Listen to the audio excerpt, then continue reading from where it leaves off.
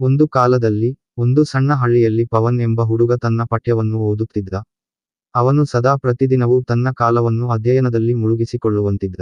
ಆದರೆ ಕೆಲವು ಸಮಯಗಳಲ್ಲಿ ಅವನಿಗೆ ಅಧ್ಯಯನವು ತುಂಬಾ ಕಷ್ಟಕರವಾಗುತ್ತಿದ್ದುದು. ಅವನು ಹತ್ತಿರದ ಹಕ್ಕಿಗಳು, ಸ್ನೇಹಿತರು ಮತ್ತು ಪ್ರವಾಸಗಳನ್ನು ಕೇಳಿದಾಗ ಅದನ್ನು ಅನುಸರಿಸಲು ಉತ್ಸುಕರಾಗುತ್ತಿದ್ದರು. ಆದರೆ ಅವನು ತನ್ನ ಕನಸುಗಳನ್ನು ಅನುಸರಿಸಲು ಕಠಿಣ ಪರಿಶ್ರಮ ಮಾಡಬೇಕೆಂದು ಬರೆದಿದ್ದನು. ಒಂದು ದಿನ ಅವನು ತನ್ನ ಹಳೆಯ ಶಿಕ್ಷಕರನ್ನು ಭೇಟಿಯಾಗಲು ಹೋಗಿದನು. ಅವನು ಹೇಳಿದನು, ಶಿಕ್ಷಕರೇ, ನಾನು ದಿನವೂ ಕಷ್ಟಪಟ್ಟು ಓದುತ್ತಿದ್ದೇನೆ, ಆದರೆ ಇನ್ನೂ ಸಾಧನೆ ಕಾಣುತ್ತಿಲ್ಲ. ನಾನು ಹೇಗೆ ಉತ್ತಮವಾಗಿ ಓದಬಹುದು? ಶಿಕ್ಷಕ ಅವನನ್ನು ಸರಿಯಾಗಿ ನೋಡಿದನು ಮತ್ತು ಮೃದುವಾಗಿ ಹೇಳಿದನು, ಪವನ್, ನಾನೇನು ಹೇಳಬೇಕೆಂದರೆ, ಸಾಧನೆ ನವೀನ ನಿಲುವಿನ ಮೇಲೆ ಆಧಾರಿತವಾಗಿರುತ್ತದೆ. ಸಾಧನೆ ಸಾಧಿಸಲು ಕೆಲವೊಂದು ಉಪಾಯಗಳನ್ನು ಪಾಲಿಸಬೇಕು. ಅವನು ಕೇಳಿದನು, ಆ ಉಪಾಯಗಳು ಯಾವುದು?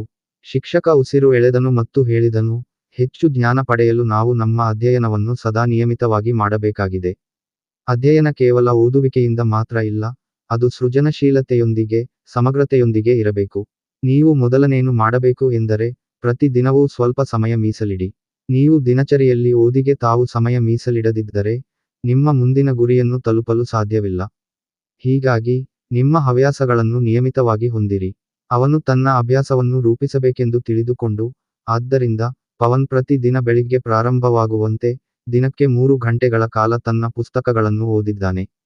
ಮೊದಲ 30 ನಿಮಿಷಗಳಲ್ಲಿ ಅವನು ನೋಡುಹೋಗಲು ಅಥವಾ ವಿಶ್ರಾಂತಿ ಪಡೆಯಲು ಸಾಧ್ಯವಿಲ್ಲ. ಇದರೊಂದಿಗೆ, ನಿಮಗೆ ವಿಶ್ರಾಂತಿ ಅವಶ್ಯಕ ಎಂದು ನನಸು ಹಾಕಿಕೊಳ್ಳಿ, ಎಂದು ಶಿಕ್ಷಕ ಹೇಳಿದರು. ಸ್ಪಷ್ಟವಾಗಿ ಹೇಳುವುದಾದರೆ, ಮಾನಸಿಕ ಆಯಾಮಗಳನ್ನು ನಿಲ್ಲಿಸಲು ಮಧ್ಯಂತರದಲ್ಲಿ ಕೆಲವು ಕ್ಷಣಗಳನ್ನು ತೆಗೆದುಕೊಳ್ಳಿ. ಆದರೆ ಈ ಸಮಯ ಹೆಚ್ಚು ವ್ಯರ್ಥವಾಗಿ ಹೋಗಬಾರದು. ಹೀಗಾಗಿ, ಪವನ್ 25 ನಿಮಿಷ ಅಧ್ಯಯನ ಮಾಡಿದ ಮೇಲೆ, 5 ನಿಮಿಷಕ್ಕೆ ಬ್ರೇಕ್ ತೆಗೆದುಕೊಂಡು, ಮತ್ತೆ ತನ್ನ ಅಧ್ಯಯನಕ್ಕೆ ಕಂಗೊಳಿಸಿದ. ಅವನು ಇದನ್ನು ನಿಯಮಿತವಾಗಿ ಅನುಸರಿಸಿದ್ದಾಗ, ಅವನ ಚಿಂತೆಗಳು ಕಡಿಮೆಯಾಗುತ್ತವೆ.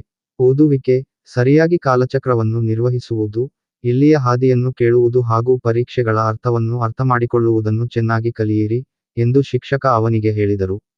ನೀವು ಅಧ್ಯಯನ ಮಾಡುವ ವೇಳೆ ನಗು, ಧೈರ್ಯ ಮತ್ತು ಆತ್ಮವಿಶ್ವಾಸದೊಂದಿಗೆ ಶ್ರದ್ಧೆಯಿಂದ ಕಾರ್ಯನಿರ್ವಹಿಸು. ಪವನ್ ಆ ಸಲಹೆಗಳನ್ನೆಲ್ಲ ಪಾಲಿಸಲು ತೀರ್ಮಾನಿಸಿತು. ಅವನು ಪರೀಕ್ಷೆಗಳಿಗೆ ಹತ್ತಿರವಿದ್ದಾಗ, ಅವನು ಹೊರಗೆ ಬರುವ ಸಮಯವನ್ನು ಸೀಮಿತವಾಗಿರಿಸಿಕೊಂಡಿದ್ದ. ಎಂದರೂ ಅವನು ಗಮನಹರಿಸಿದನು, ಅವನು ಹೇಗೆ ಅಧ್ಯಯನ ಮಾಡಿದಾಗ, ಬಾಕಿ ಸಮಯವನ್ನು ಹೇಗೆ ಒಪ್ಪುತ್ತಾನೆ ಮತ್ತು ಅಧ್ಯಯನದ ನಂತರ ಉತ್ತಮವಾಗಿ ವಿಶ್ರಾಂತಿಯನ್ನು ಹೇಗೆ ಪಡೆಯುತ್ತಾನೆ ಎಂಬುದನ್ನು. 1 ತಿಂಗಳ ನಂತರ, ಅವನು ಪರೀಕ್ಷೆಯಲ್ಲಿ ಉತ್ತಮ ಫಲಿತಾಂಶ ಪಡೆದನು. ತನ್ನ ಸಾಧನೆಗೆ ಕಾರಣವಾದುದು, ಅವನು ನಿಯಮಿತವಾಗಿ ಅಧ್ಯಯನಕ್ಕೆ ಹೆಚ್ಚು ಸಮಯ ಕೊಡಲು ಮತ್ತು ಸದಾ ಧೈರ್ಯವಂತಾಗಲು ಮಾಡಿದ ಪ್ರಯತ್ನ. ಅವನು ದಿನಾಂಕವನ್ನು ಗಮನಿಸುವುದರ ಮೂಲಕ, ಪವನ್ ಕಲಿತನು, ಅಧ್ಯಯನವು ಕೇವಲ ಓದಿನಿಂದ ಮಾತ್ರ ಸಾಧ್ಯವಿಲ್ಲ, ಅದು ದೃಢತೆಯಿಂದ, ಸಮಯ ನಿರ್ವಹಣೆ, ಸಮರ್ಪಣೆ ಮತ್ತು ವಿಶ್ರಾಂತಿ ಸಹಿತ ಪರಿಶ್ರಮದಿಂದ ಸಾಧ್ಯ. ಪವನ್ ಆ ನಿರಂತರ ಪ್ರಯತ್ನದ ಮೂಲಕ ತನ್ನ ಗುರಿಯನ್ನು ಸಾಧಿಸು ಮುಟ್ಟಿದನು. ಆದರೆ ಅವನು ಎಂದಿಗೂ ಎಂದಾದರೂ, ಅಧ್ಯಯನವು ತಾರ್ಕಿಕ ನಡವಳಿಕೆ ಮತ್ತು ಗುಣಮಟ್ಟದಿಂದ ಮತ್ತಷ್ಟು ಸುಧಾರಿತವಾಗುತ್ತದೆ, ಎಂದು ನೆನೆಸಿದನು. ಶಿಕ್ಷೆಯಾದ ಪಾಠ. ನಿಯಮಿತವಾದ ಸಮಯಕ್ಕೆ ಅಧ್ಯಯನ, ಪ್ರತಿ ದಿನವೂ ನಿಯಮಿತವಾಗಿ ಅಧ್ಯಯನ ಸಮಯ ಮೀಸಲಿಡಿ. ವಿಶ್ರಾಂತಿ ಮತ್ತು ಪುನಃಶಕ್ತಿ, ಅಧ್ಯಯನ ನಂತರ ನಿಮ್ಮ ಮನಸ್ಸನ್ನು ವಿಶ್ರಾಂತಿಗೊಳಿಸುವ ಮೂಲಕ ಫಲಿತಾಂಶವನ್ನು ಹೆಚ್ಚಿಸಬಹುದು.